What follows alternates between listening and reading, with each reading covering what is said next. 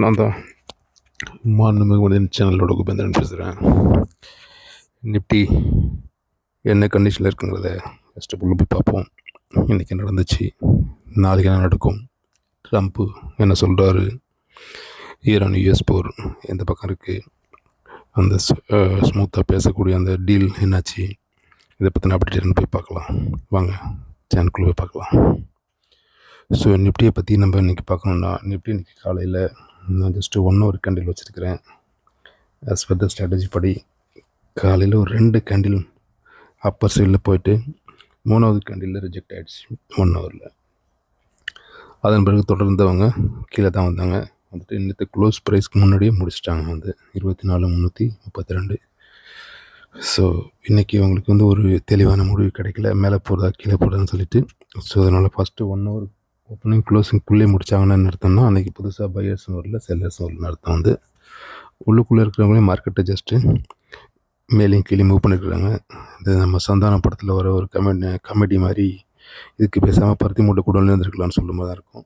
But anyway இந்திய மார்க்கெட்டில் இந்த ஏற்ற இறக்கத்தில் நீங்கள் நம்ம குறிப்பிட்ட அந்த 1000 தினம் 1000ங்கிறத சம்பாதிக்கிறது 2 ஆப்பர்ச்சுனிட்டி நமக்கு கிடச்சிருக்குது. ஒரு காலையில் ஒரு கால் ஆப்ஷனும் ஆஃப்டர்நூனில் ஒரு புட் ஆப்ஷனும் கிடச்சிருக்கு. 1000ங்கிறது மினிமம் உங்களுக்கு ஈஸியாக எடுத்துருக்க முடியும். அதை விட அதிகமாக சம்பாதிக்கிறது உங்கள் டேலண்ட்டை பொறுத்து நீங்கள் சம்பாதிச்சிருக்கலாம். அதுக்கான பயிற்சி வகுப்பு தான் ஒரு வாரமும் நம்ம சண்டே சொல்லி கொடுத்துட்ருக்குறோம். தேவை உள்ளவங்க நீங்கள் தொடர்பு கொண்டுருக்குங்க. இப்போது இந்த நிஃப்டியோட இந்த ட்ரெண்டு படி இப்போ நாளைக்கு எக்ஸ்பைரி, இந்த எக்ஸ்பைரியில் அந்த நிஃப்டி என்ன மாதிரி ஆக்ட் ஆகுங்கிறத பார்த்துக்குங்க. இப்போ நம்ம கொடுத்துருக்குற அந்த 0.5 இருக்குங்களா, 24,360 24,360, அதுக்கு மேலே ஓப்பன் ஆகி மேலே ஒரு க்ரீன் கேன் வைக்கும் பட்சத்தில் மார்க்கெட்டு ஃபர்தர் அப் சைடு போகும். எது வரைக்கும் போகும்னா 24,480 ஃபஸ்ட்டு டார்கெட்டு, செகண்ட் டார்கெட்டு 24,600, 3வது டார்கெட்டு 24,695, 4 24,766. இதுதான் வந்து அப்பர் சைடோட டார்கெட்ஸ். இங்கே ஓப்பன் ஆக முடியாமல் மார்க்கெட் இந்த 24,332க்கு கீழே ஓப்பன் ஆகும் பட்சத்தில் மார்க்கெட்டு ஃபஸ்ட்டு கீழே இறங்கும் போது கீழே ஒரு ஸ்ட்ராங் ஒரு ரெட் கேண்டில் வச்சுச்சுன்னா இம்மீடியட்டாக ஃபஸ்ட் டார்கெட் வந்து 24,241. அதையும் முடிஞ்சு கீழே வந்தாங்கன்னா 24,120. அதையும் முடிஞ்சு கீழே வந்தாங்கன்னா 24,093. அதையும் பிரேக் பண்ணாங்கன்னா அடுத்து அவங்க வந்துட்டு 23,958. ஸோ இந்த லெவலில் தான் அவங்க சப்போர்ட் எடுக்கிறதுக்கு வாய்ப்பு இருக்குது. இந்த லெவல் நோட் பண்ணி வச்சுக்கிங்க. ஸோ இந்த லெவலுக்குள்ளே தான் அவங்க ப்ளே பண்ணுவாங்க. இன்கேஸ் நாளைக்கும் ஒன்றும் ஒரு தெளிவான நியூஸ் வரல, ட்ரம்ப்பு ஈரான் டீல் வந்துட்டு பல நியூஸ் போயிட்டுருக்கு. ஈரானில் வந்து அதிகாரப்பூர்வமாக எந்த தகவலும் ஒன்றும் வரல. யூடியூப்பில் இருக்கிறவங்களும் ட்விட்டரில் இருக்கிறவங்களும் மட்டும் பார்த்தா அவங்களுக்கு ஏதாவது ஒரு தகவலை பரப்பிட்டுருக்குறாங்க. பொய்யான தகவலை பரப்புறதுக்கு எனக்கு விருப்பம் இல்லை. அதிகாரப்பூர்வமாக எந்த தகவலும் வரல.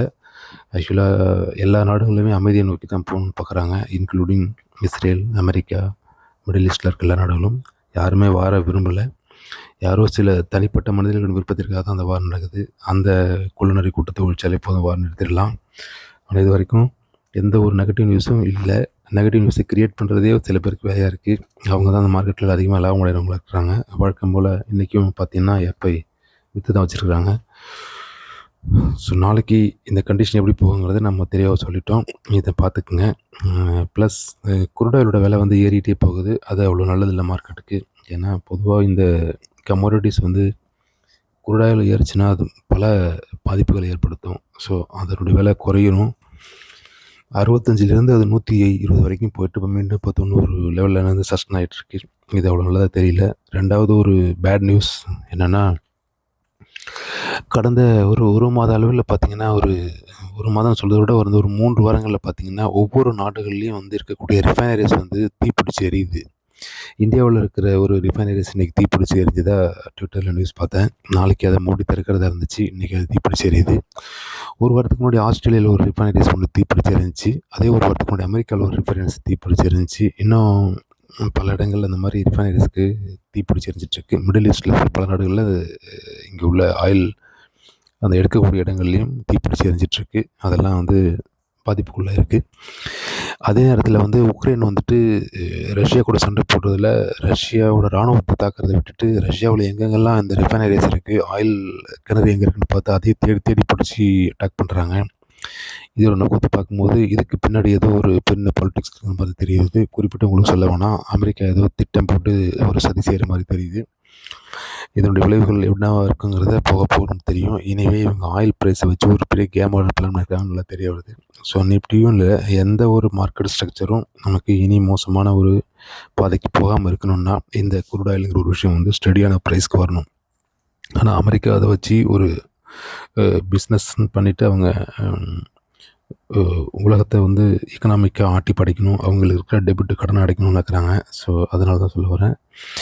அது எப்படி போகுங்கிறத பொறுத்து தான் மார்க்கெட்டோட ஏற்ற இறக்கங்கள் அமையும். ஸோ அதை நீங்கள் தெளிவாக கவனித்து பார்த்துங்க குளோபல் நியூஸை. இந்த நிஃப்டியோட சுச்சுவேஷன் இது தான். இதில் நீங்கள் நாளைக்கு ஹீரோ ஜீரோ இருக்கும். ஹீரோ ஜீரோவுக்கு அதிக லாட் எடுக்காதீங்க. அதிகபட்சம் உங்களோட இருக்கக்கூடிய பணம் ஒரு ₹1000 ₹500 மட்டும் வச்சுட்டு எப்படி பாருங்கள். அதுவும் ஒரு 12:30 1:30 போல் நீங்கள் அதை டிசைட் பண்ணுங்கள். நாளைக்கு ஏதாவது இன்ஃபர்மேஷன் கிடச்சிச்சின்னா நான் வாட்ஸ்அப்பில் தகவல் சொல்கிறேன். நம்ம கொடுக்குற அந்த பயிற்சி வகுப்பில் சொன்ன அந்த கரெக்டான பிளான் படி எக்ஸிக்யூட் பண்ணுங்கள். அப்போ தான் நீங்கள் லாபம் சைடில் இருக்க முடியும். சரியான நேரத்தில் என்ட்ரியும் சரியான நேரத்தில் எக்ஸிட் இருந்தால் மட்டும்தான் நீங்கள் லாபத்தில் இருக்க முடியும். இல்லைன்னா உங்கள் கேபிட்டல் போயிட்டே இருக்கும். ஸோ என்ட்ரி இல்லைன்னா எடுக்காதீங்க, பரவாயில்ல. என்ட்ரி கிடைச்சா மட்டும் எடுங்க.